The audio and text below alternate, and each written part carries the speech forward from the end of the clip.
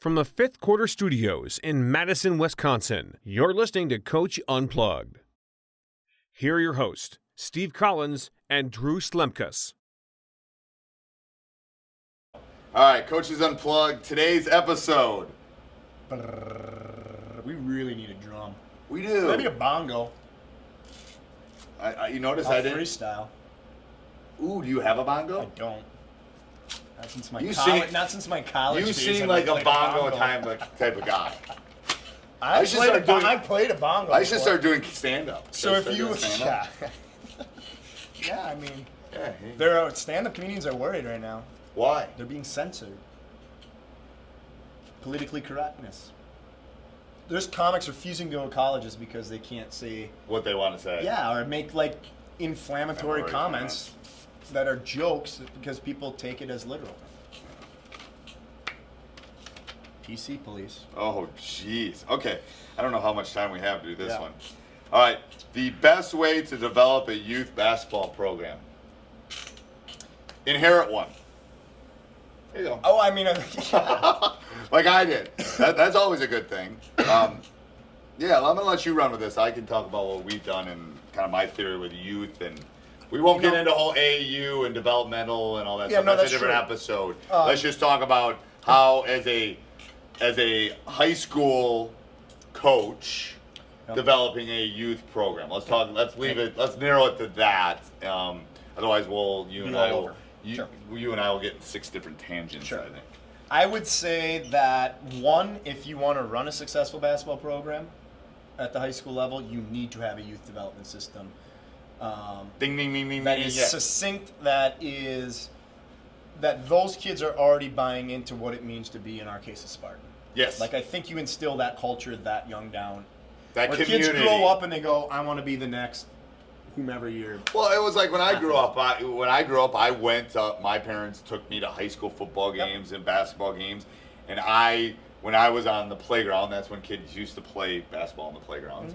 Mm-hmm. I pretended to be those guys that were playing at that high school, more than the NBA guys. Yeah, Yeah, absolutely. so Those are your role models. those are my role models. Is I get to see them. I get to go root for them. I mean, I remember coming home in tears from Baraboo when we lost the sectional finals and just being distraught about it. And I was 13, 12. Yep. But those were the guys I that you looked look up up to. Yeah. So engaging those guys back into your youth program is important.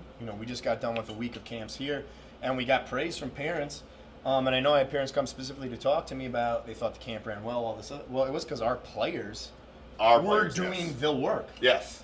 Yeah. We oversaw it. We made it run smooth, but they actually bought in. They were engaging the kids. They were building personal relationships. Because they remember when they were that age that there were other the people impact you could- running. yeah. So it's like this domino effect. Yep. So let's say you're someone that's just getting a job or Yep. want to get a job. So this would be definitely part of an interview process, because I remember when I got the job I'm in right now, I don't know, I had a binder this thick with everything. I still look back at it. As far as what I want to do with youth. Mm-hmm. So let's say you're starting with a program that doesn't have anything. What would you do? Because again, I can go through the stuff that we've done, and maybe I'll supplement what you're going to say. So are you asking from a skill development Yeah, perspective, for or everything. from how would you do it? Everything. Because I think I'd befriend my elementary school teachers, Bio teachers. specifically. Yep. The greatest teachers on the planet. Are you a FIHEAD teacher? Disclaimer. Yes. Ding, ding, ding, ding. Yes. The degree was in physical education. It was. Did you get a health certification? I do have a health certification. You do? Yeah. Oh, you don't have adaptive. I don't have adaptive PE. That's correct. And why didn't you get that? We don't need to get the details of that. Okay. This is where my nuanced personality comes back to get me a little bit. But, Okay. I have no problems teaching adaptive PE. You It's just don't want to I go can get go the get license. the piece of paper. Okay. Absolutely. But maybe now you could do it. No, that's not happening. Okay. I'll stick to gym and health if I were to teach a gym. You call it gym? We still call it gym? I call it gym, and I don't really care what anyone else thinks. about that. I think we're supposed to call it physical education. Yeah, I know, and that's became from this new age language of we need to value physical education more. We This do. is an educative We environment. do. We certainly live in do. a society But where guess people what with it kids still are is? obese. I agree. But guess how they move when it's fun? You know what's fun? Gym class. Yeah, you're You right. know what's annoying? Taking a written test in gym class. You're right. When you ask every elementary kid, what's your favorite class? Gym. Gym. Or recess. Or recess. Because they get to move and have they fun get and to play. fun and play. Yeah. So Which is, we can get into the whole educational We don't need to system get about onto that, yeah. kindergarten is now second grade and kindergartners should play and all that kind of So stuff. what But would I do to develop a youth Yes. program? What would Befriend you my do? gym teachers and befriend my elementary school teachers and have a presence there. Go in and actually see those kids Yep. and get them to know who I am. On a So personal elementary basis. is your first level, and then middle school is your I'd secondary actually probably go to level. middle first and then I go to elementary. That's what I was thinking. But the goal would still be the same, to cast with the broadest net that I possibly can. Yep. Your middle schoolers, especially your upper level middle schoolers, might already be, Into especially something. in a big district, Yeah. specialized into something. Okay? Ooh, that'd be a good topic. Talk Yeah, about specializing. specialization. So I think you can. We could talk about specialization till the cows come home. Absolutely. So, And I actually for the younger people, that's have an that. expression like the barn burner. Yeah, but it's You can look those both up. are Google very them. Wisconsin terms. Barn burner is? Barn burner? Yeah, like that Well, was a barn burner. I Yeah. don't. Well, Is no, it? I would agree with you, but I mean, That's a not every Midwestern state- thing, Not I every think. state is so farm friendly. Yeah, I wonder if barn burner is. That's a good I know question. bubbler is. Is distinct specifically to Wisconsin. I think it is. Like It I is. remember when I went out east Like to Dartmouth. distinct I asked, to "Where's the Wisconsin." bubbler?" And they go, "What?" In And Chicago, they don't use bubbler. they use water fountain. Okay. Drinking fountain, I think. We have a tendency to get off topic. Let's get. All right, so cats with the My broadest job. net as possible. Yes.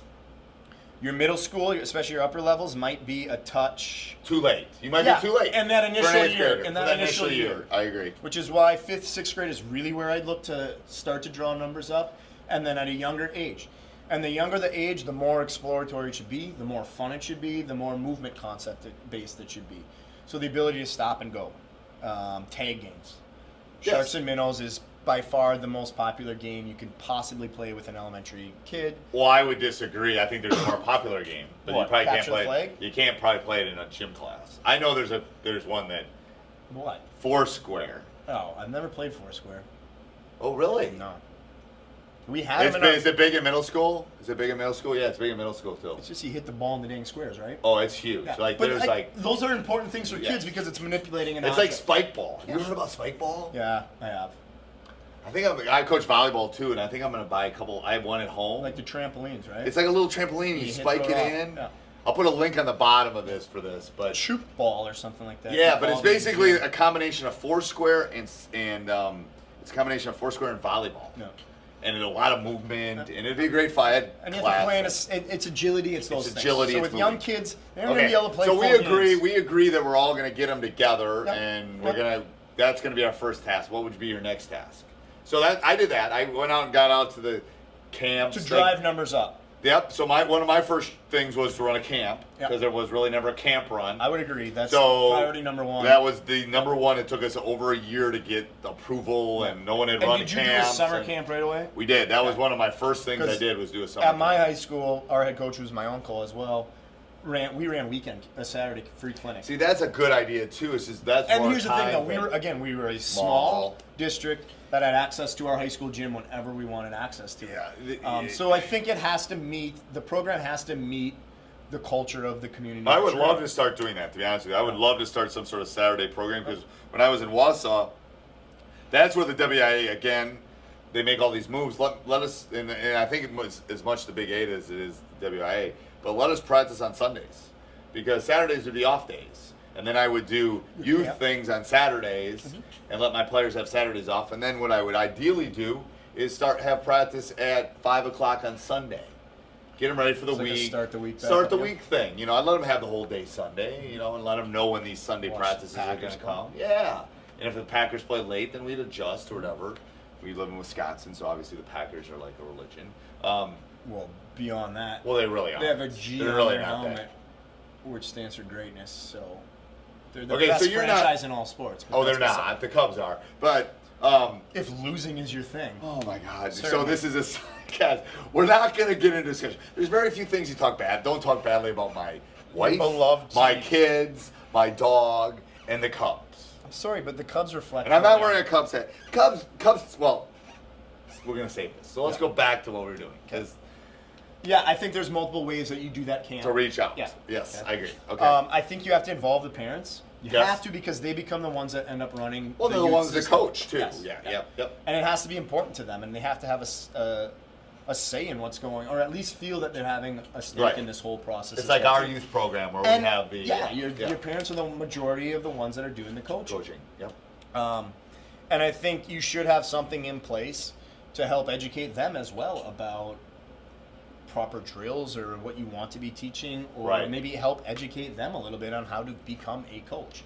And you want to build positive relationships there, to me, because those families are always going to be in the program. Like, that's Right, and the thing is, it might be one family that has 3 kids Sure. too, and they come through and through. So engaging them, I Is think, very important. is as important as getting that camp. I think getting the kids in your gym to see your teams play is big games, too. absolutely. Because it goes back to what we were talking about before. That's Yep. it starts with the organization. It starts with learning skills. Maybe you're a zone coach. Well, then you better teach them the way that you want that zone taught, or maybe you like pressure the whole game, or whatever it is, depending on where you coach. That has to be implemented. Yeah, I somewhere would along. say, Zone's probably a bad example for I you. think, and maybe you'll disagree with me on this. I don't think you will. I think you need to wait a little bit later to go specific to the program. Well, I think it's more of a middle school thing. It's Yeah. more of a 7th And and I would 8th say grade upper thing. middle school Yeah, thing 7th and than it 8th is- grade. I yeah. agree. I Depending think- on middle school, some middle Yeah. schools are 9th grade or I junior think highs, the younger kids but- need to learn how to play the basics of the game. But they need to learn the I basics. would never teach a young kid anything other than man-to-man. You and I agree that kids play too much. Yes. You and I agree that. And they play too much of one thing. They do, and that's why my son right now went to basketball camp this morning, and now he's playing tennis. Then he played golf yesterday. He's doing all the different things that he likes to do. life lessons, whatever. Mm-hmm. But it goes back to being able to do multiple things well. And then at the younger ages, it's important to. I'm getting back to the point because I forgot what I was going to say there. I'm getting back to in their 5th grade, they should have 3 practices, 1 game. That ratio should be, even with my son, he's 13. I try to at least work him out twice for every game he has, which is a little bit harder because he's playing AAU. But I think that development is super, super important. I think it's why he can shoot the ball pretty well, is because that development has to. And his dribbling isn't as good as it needs to be. Yeah. So the repetition, you learn things by games, but You apply them in the game. but for a youth Perfect them program, through you really repetition. need to teach skill development. Absolutely. Yes. I think that's the most important thing. And the one you did with Drew on YouTube, which Yeah. we'll put on the bottom, which is like 35 minutes, is awesome. People love it. It's a little bit of agility, it's a little bit of ball handling, it's a little bit of attacking. We're going to add to that, but I think that's the stuff that people need to work on, in my opinion. Yep. More than going and playing. The parents love to go and play in Texas and play 12 games or whatever. I don't know, unless you're elite, and even there, I don't think it's necessarily. This actually gonna became a happen. critique of the American youth soccer system as well, where Too many games. They didn't teach enough skill. Everyone was focused on like the strategy of the gameplay, Right. as opposed to developing any on-ball skills. You can't And dribble. so kids, we get wiped out by international competition. So the focus needed to be more on developing skills and less concerned with wins, losses in these tournaments, pseudo tournaments at a young age. Because nobody cares. Who cares? Yeah. Who really cares? Yeah. And that was probably pre-Wesley as far as the AAU. It was kind of starting with him. But even our 2011 team, were we winning all this tournament? No, but you can still win the thing. You can still win a state tournament doing that. So I agree. I think organization, I think parents, I think having a board like we have, where you have both head coaches, both the boys and girls. You maybe, in our case, have the athletic director. You have some of those things. We have somebody that runs it that's not a parent. So you have a board like a corporation.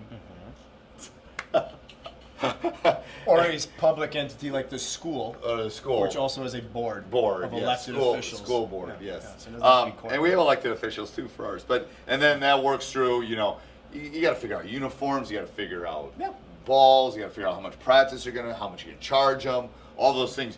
One person can't do that. No, certainly. And even if you're in a small town, I can't imagine one person wanting to do it and being able to do it. No, yeah. Yeah. The one person that needs to be involved at every level is the head coach. Yeah. To some degree. And But both the boys are they and girls. running? Yeah, absolutely. And we Are can't they run it because we're running busy. Yeah. No, they're not doing the actual running. And again, that's why parents are so important in this process, because they're the ones that end up doing that. Well, and those other things are like logistics to me. Those you manage as they come up. Right. The jerseys, the getting the basketballs. But all that the stuff costs. is not. It's nonstop.